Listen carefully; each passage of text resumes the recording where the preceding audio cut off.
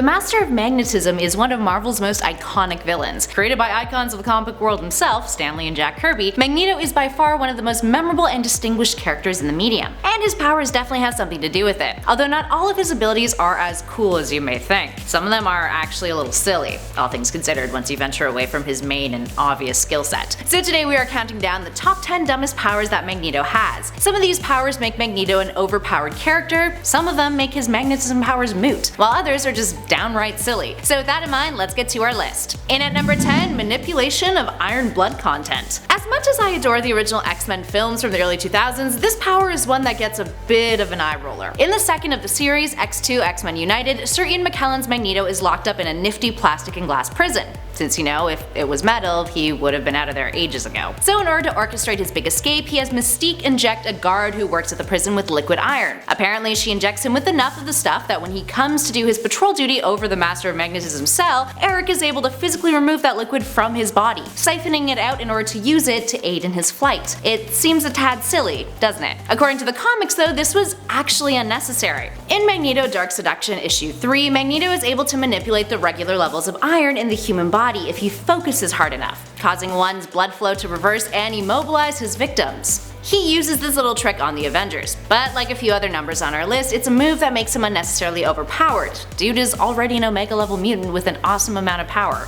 After all, manipulating people's bodies at will is just a tad extra, isn't it? And at number 9, telepathic resistance. Considering his biggest foe over the years is the powerful psychic Charles Xavier, this little power of Eric's sure does come in handy, and makes for some interesting story conflict when it's come up in the panels. The reason this lands on our list though is because of the continuity of this power over the years. Sometimes Magneto's telepathic resistance is attributed to his helmet. Other times, it's a resistance that Magneto seemingly has developed naturally. The latter can be seen in the Uncanny X-Men comics. Magneto once meditated so hard that he created a mental block that prevented Emma Frost, another powerful psychic mutant, from reading his mind in close proximity to him.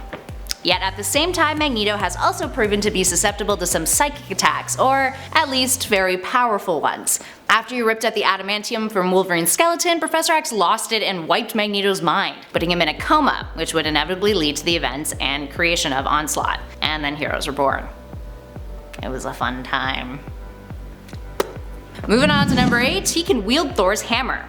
Okay, so this one is kind of cheating ever so slightly since it's only a power that he has in the Ultimate Universe on Earth 1610. And technically it might not be so much of a power as it is being worthy, but it kinda seems more like a power. Regardless of how you want to view it, it's something that Eric can do on an alternate Earth, and it has devastating effects. Context time. In Ultimates 3 Volume 1 Issue 5 from 2008, Magneto was pretty fired up over the deaths of Scarlet Witch and Quicksilver, who are incestuous in this universe, might I add. In a battle between Ultron and the Ultimates, that universe's version of the Avengers, Thor ends up dropping his hammer into a crevice, unable to get to it. And Magneto uses this to his advantage, manipulating the iron that is found within the hammer to use it. Which, I mean, it is made of Uru too, so I guess it's only trace iron. Anyway, use it he does. He creates a massive flood in New York with it, which kills thousands and separates the Ultimates team. It's eventually taken away from him when the X-Men join the fight and Cyclops defeats him. Moving on to number 7, electromagnetic spectrum manipulation. That's a mouthful. If being able to concentrate hard enough to manipulate the iron in his foes' bodies wasn't enough, Magneto can also manipulate the electromagnetic field. This means he can control radio waves, X-rays, gamma rays, microwaves, and ultraviolet waves. He once used this power to divert radiation from a nuclear blast. He has also used it to induce mental effects, like in Uncanny X-Men Volume 1 Issue 304. After the death of Illyana Rasputin, Magneto and his acolytes decide to crash her funeral, but not to fight. Instead, Magneto uses his abilities to control their motor functions by freezing their neural conductivity. He was experiencing a bit of a power boost at the time, might I add. This basically froze the X-Men in place so Magneto could have his moment to shine and give a big ol' evil speech. Overall, it's a really great issue to read if you're a Magneto fan. But this power of his kinda makes him OP, doesn't it? Now to be fair, it does require a great deal of energy and takes a massive toll on him physically whenever he exerts this power, but it's still a hell of a lot of power. Moving on to number 6, electromagnetic sight. Because of his ability to manipulate energy on the electromagnetic spectrum, Magneto also has something called electromagnetic sight. Essentially, he can visually perceive the world beyond normal sight, beyond the spectrum of visible light. He can see the electromagnetic aura that all living beings give off. This is where the whole Magneto Protocols thing comes from. Because he's seen as a threat, a network of satellites was placed low in Earth's orbit, used as a cautionary tool in order to skew the Earth's electromagnetic field and prevent the Master of Magnetism from using his powers on the planet itself. I mean, that just pissed him off more, so he unleashed a planet-wide EMP that disabled basically every electronic device on the planet within a very short period of time. I mean, one hell of an FU, that's for sure. Moving on to number 5, invisibility. Sort of. The control over the electromagnetic spectrum gives Magneto the ability to become invisible. While it's kind of scientifically questionable in the real world because of Magneto's control over electromagnetic pulses and that the extent of his powers reach all the way down to photons, he can basically turn invisible by warping visible light around his body. This is something he does in Vision and the Scarlet Witch issue 4 from 1983, and you guessed it, never really exhibited this ability much after that. Wonder why? So in other words, he's able to make it look like he's invisible. It's more of an eye trick than anything else. But you can definitely imagine how that would come in handy. And at number 4, astral projection. Okay, so I feel like everyone and their grandma in the Marvel Universe can astral project. Hulk can astral project. Every single mutant with some amount of psychic ability can astral project. And of course, Magneto can astral project. This has been chopped up to his grand mental power and will. And electromagnetic abilities, of course. In X-Men Volume 1, Issue 6, Magneto and his rival Charles Xavier come across Namor and are trying to figure out whether the Submariner is a mutant or not. Magneto wants to recruit him to the Brotherhood of Evil Mutants. The comic literally begins with both men separately contemplating whether or not Namor is a mutant, which is kind of hilarious. Anyway, Magneto gives the recruitment efforts a go by astral projecting to travel under the ocean. Convenient. Xavier also astral projects and of course runs into Magneto's astral projection and shenanigans occur. Kinda sounds like the setup to a sitcom episode, doesn't it? Anyway, all that comes of it is Namor is like, I'm impressed by your lair, Magneto, but then is like, yikes, you're an Magneto, and after a kerfuffle he retreats back to the ocean. Magneto's astral projection powers kind of disappeared after that, but later returned in X-Men The Hidden Years after Magneto found himself in a bit of a pickle. So he astral projected in a scheme to trick people into thinking that he was dead and the projection was actually his ghost, using this as a means of having others attack the X-Men for him.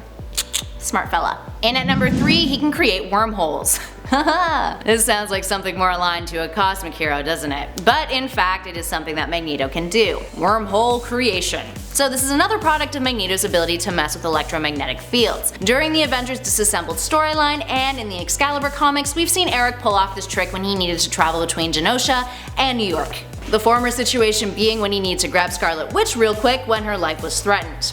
Convenient way of having a character travel around, isn't it? Plot devicey, no? Some have argued that perhaps this occurred in Avengers Disassembled thanks to Wanda's powers. But Girl was pretty out of it when he picked her up and brought her through that wormhole. It also closed when he got back, so it's implied that this was something of his doing, not hers, although it could better fit under her roster of skills. Regardless, because of this little ability he's exhibited, we've had to put our next number on this list. In at number 2, travel to alternate universes. What? Okay, so there's a big ol' theory kicking around the interwebs about how the X-Men will be integrated into the MCU. And it's all based off of Magneto's ability to create wormholes and use them for travel. The theory suggests that Magneto's wormhole creation abilities should allow him to travel between dimensions or alternate realities. And this is how the mutants that Marvel Studios wants to carry over from the Fox franchises will find themselves in the MCU. Personally, we think that is kind of a bit of a long shot. Plus, think of the repercussions. If Magneto in the comics is able to travel between alternate realities, that could stir up a whole lot of trouble for our heroes. Or at least it could have in the past prior to their Dawn of X allegiance. Now, if you guys are out of the loop on the recent X-Men comics, we definitely suggest you